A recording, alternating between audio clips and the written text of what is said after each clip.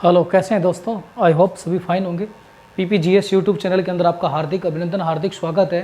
तो प्यारे दोस्तों, हम बात करते हैं आज हम संवैधानिक उपचारों का अधिकार। संवैधानिक उपचारों का अधिकार, देखिए हम सभी जानते हैं कि जब हमारा देश आज़ाद हुआ तो देश आज़ाद होने के बाद में हमें 7 मौलिक अधिकार मिले हुए थे। 7 हमें मौलिक अधिकार मिले थे। मौलिक अधिकार मिले थे 7 मौलिक अधिकार ऐसे अधिकार होते हैं जो हमें संविधान के द्वारा प्रदान किए गए थे, जिनके अंदर हमारे जो राइट्स हैं उनका वर्णन है मूल संविधान के अंदर। और इन मूल अधिकारों का कोई भी व्यक्ति शोषण नहीं कर सकता है। अगर संविधान में से, कॉन्स्टिट्यूशन में से इन मौलिक अधिकारों को निकाल दिया जाए तो संविधान में कुछ बचता नहीं हमारे लिए, क्योंकि अगर हमारे अधिकार ही नहीं रहेंगे तो हमारे लिए फिर क्या रहेगा, कुछ भी। लेकिन बाद में संविधान में संशोधन कर कर संपत्ति का मौलिक अधिकार, याद रखेंगे, संपत्ति का मौलिक अधिकार, ये संपत्ति का जो मौलिक अधिकार है इसको हटा दिया गया। और इसको हटाने के बाद में वर्तमान में हम जो हमारे मौलिक अधिकार है वो 6 मौलिक अधिकार हैं। 6 मौलिक अधिकार हैं, याद रखेंगे। तो संवैधानिक उपचारों का अधिकार क्या, इसका मीनिंग होता है कि हमें जो मौलिक अधिकार मिले हुए हैं, अगर उन मौलिक अधिकारों का कहीं पर किसी व्यक्ति, किसी संस्था या सरकार के द्वारा अगर उसका शोषण किया जाता है, उन अधिकारों को छीना जाता है, तो ऐसी स्थिति में हम सुप्रीम कोर्ट, हाई कोर्ट में जाकर इन कुछ अपने मौलिक अधिकारों की रक्षा कर सकते हैं। तो अनुच्छेद 32 के तहत, याद रखेंगे, यहाँ पर ये जो अनुच्छेद, इसको याद रखेंगे, अनुच्छेद 32 के तहत, आर्टिकल 32 के तहत सर्वोच्च न्यायालय व उच्च न्यायालय को नागरिकों के मौलिक अधिकारों की रक्षा करने का अधिकार प्राप्त है। इसको इंपॉर्टेंट क्वेश्चन ये बनता है। 2 ही कोर्ट हैं, या तो आप सुप्रीम कोर्ट या हाई कोर्ट, जिनको नागरिकों के मौलिक अधिकारों की रक्षा करने का अधिकार प्राप्त है। आप अगर इन कोर्ट्स में जाते हैं तो 5 प्रकार के रिट जारी करता है, जिनके द्वारा वह नागरिकों के मौलिक अधिकारों की रक्षा करता है। अब उन रिट जारी करता है उनको हम एक एक 1 बाय 1 पढ़ते हैं। पहली रिट जो जारी की जाती है, बंदी प्रत्यक्षीकरण का अधिकार है। ये जो बंदी प्रत्यक्षीकरण का अधिकार है, ये अधिकार निजी व्यक्ति या कार्यपालिका अर्थात सरकार के विरुद्ध भी जारी किया जाता है।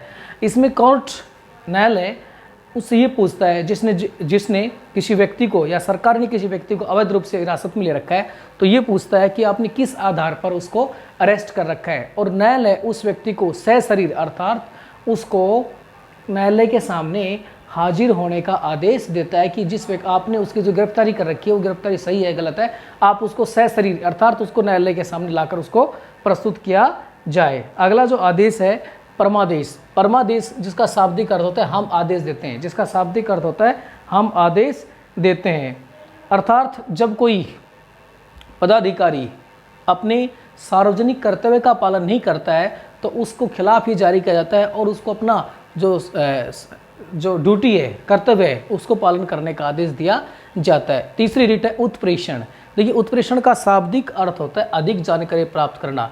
ये मुख्य रूप से कानूनी रूप से जो निम्न न्यायालय होते हैं, उन निम्न न्यायालयों से इन्फॉर्मेशन गेट करने के लिए, सूचना प्राप्त करने के लिए रिट जारी की जाती है। अगला है फॉर प्रतिषेध। याद रखेंगे, फॉर क्या है, प्रतिषेध। जब कोई न्यायिक अधिकारी अथवा अर्ध न्यायिक प्राधिकरण अपने क्षेत्राधिकार के विरुद्ध जाकर कार्य करने लगता है तो उससे खिलाफ, अर्थात अगर कोई न्यायिक अधिकारी या अन्य प्राधिकरण संस्था जो अपने क्षेत्राधिकार से आगे जाकर काम करने लगती है तो उसके खिलाफ ये प्रतिषेध रिट जारी किया जाता है। और इसमें जो न्यायालय भी हो सकता है, मान लीजिए कोई जिला स्तर का न्यायालय है और वो कोई ऐसी कार्रवाई को देख रहा है जो उसके क्षेत्राधिकार में नहीं आती है, या हाई कोर्ट ही है, वो ऐसे मैटर को देख रहा है जो उसके क्षेत्राधिकार में नहीं आता है, तो उसके खिलाफ भी ये प्रतिषेध जारी किया जाता है। 5वां जो अधिकार है, अधिकार परीक्षा। लास्ट क्या है, अधिकार परीक्षा। अधिकार परीक्षा के अंदर क्या किया जाता है, इसमें क्या करता है, अगर कोई व्यक्ति ऐसा है